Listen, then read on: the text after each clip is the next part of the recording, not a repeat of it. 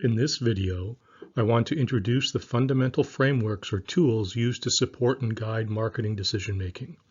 A framework, or maybe more correctly called an organizing framework, is simply a guide to help structure your analysis to help ensure it is comprehensive. A framework can help you deal with complexity by guiding you to systematically break down your problem into pieces. Many organizations prefer to call it a tool since you're using it to help you perform some function, in this case, conduct an analysis. If I had to convey marketing on one slide, this is the slide. Broadly, marketing is a four-step process: defining the market, then analyze, strategize, and finally execution. Any marketing plan should include sections on each step. Step 1. In 1960, which is before I was born, Ted Levitt published one of the most popular Harvard Business Review articles ever written, Marketing Myopia. It was not so much an article as a manifesto. Synthesizing contemporary thinking at the time, he argued that companies should stop defining themselves by what they produced and instead reorient themselves toward customer needs. Until then, no one had so practically made the case for centering companies on customers. He provocatively observed, for example, that railroads at the time were struggling because they assumed themselves to be in the railroad business rather than the transportation business. Perhaps his most cited quote is that people don't want to buy a quarter-inch drill, they want a quarter-inch hole. Thus, marketing decision-making begins by defining your market from the perspective of the customers. What is the job to be done? Step 2 is to evaluate/analyze the most important factors affecting your business.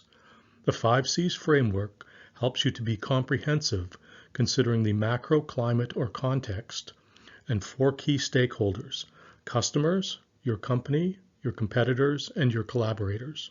For collaborators, we usually think of your partners in the supply chain. At a minimum, your customer analysis should answer, what is the customer behavior model? And how do customers relate to your product/brand? It can be helpful to write out the descriptors, relationship stage, and economic value of each customer segment.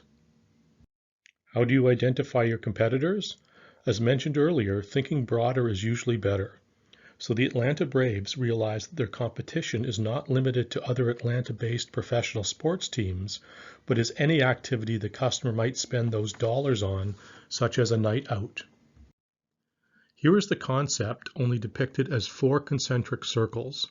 Again, someone like the Atlanta Braves thinks more broadly than just other Atlanta-based professional sports teams as their competitors. It includes any discretionary food and entertainment option. For products that can be described as a bundle of attributes, some attribute levels tend to be fundamental requirements, implying low transferable demand and fewer substitutes. In this stylized example, consumers begin by choosing the form of an antiperspirant deodorant and are increasingly flexible in the attribute levels as they move from left to right. The third stage is to strategize, typically organized around the STP framework. Segmentation refers to dividing a market up into homogeneous groups such that each group has common needs or decision processes. T stands for targeting or prioritizing segments based upon your capabilities and the relative attractiveness of each segment. P stands for positioning, which refers how you will become the product/service of choice for your target customers vis-a-vis other options. The 4th step is execution. What will you do, typically organized around the 4 Ps? Product defined broadly, promotion defined broadly, place or distribution, and pricing. Collectively, this is referred to as the marketing mix. Is there a win for each of the 3 major stakeholders? The company, its customers, and its collaborators. Why do some products fail? A common reason is not providing a win for each stakeholder group. Consider Home Depot's now closed Expo stores, which showcased vignettes of washrooms and kitchens that were a big hit with its customers and collaborators, such as faucet manufacturers, but the company, Home Depot, could not get it to the point where the stores were profitable and thus a win for shareholders. Levi's Tailor Classics seemed like a good idea from the company perspective, as expansion into additional apparel categories seemed like a path to growth. However, it appealed neither to consumers nor the retail channel. Apple Watch time travel was embraced by developers, but never really caught on with consumers. Here is a variant of the framework presented earlier. This is used by Professor Shen Lin of the China European International Business School in Shanghai and an alum of Emory's PhD program.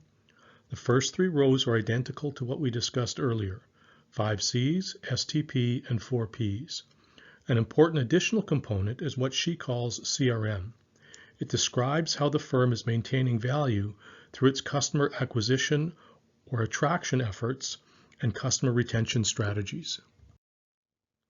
Professor Alex Chernev of Northwestern University uses another variant on the framework.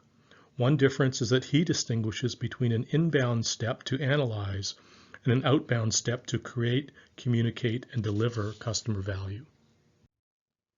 The framework also expands the product P into 3 components: the physical product, service, and brand, expands the price P to explicitly call out price incentives, and renames the promotion P to be communications so there's no confusion with the word promotion referring to price promotion. Here is a template. It has 5 sections. Define the market in terms of customer needs. Analyze using the 5 Cs framework. STP, what segments are you prioritizing? The value proposition for each of the 3 major stakeholders. Execution via the marketing mix. Here is still another variant of the framework. This one is from the predecessor to the McKinsey Quarterly. It cleverly arranges the framework's components into a 3-step value creation and delivery sequence.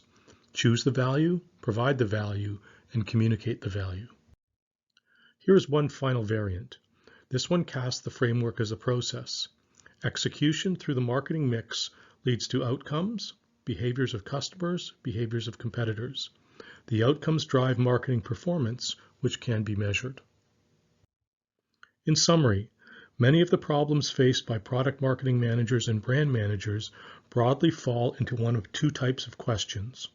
With Analyze This type of questions, you are typically reflecting on the early stage of the marketing decision-making process. The 5 Cs framework is usually good to employ to ensure you are comprehensive in looking at the problem or issue from the perspective of all the key stakeholders. With What should we do type of questions, you are typically recommending an action. The 4 Ps framework is usually best. Again, it is important to be comprehensive.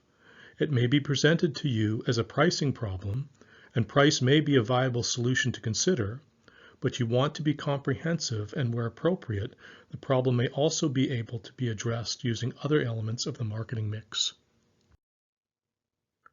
This concludes this video.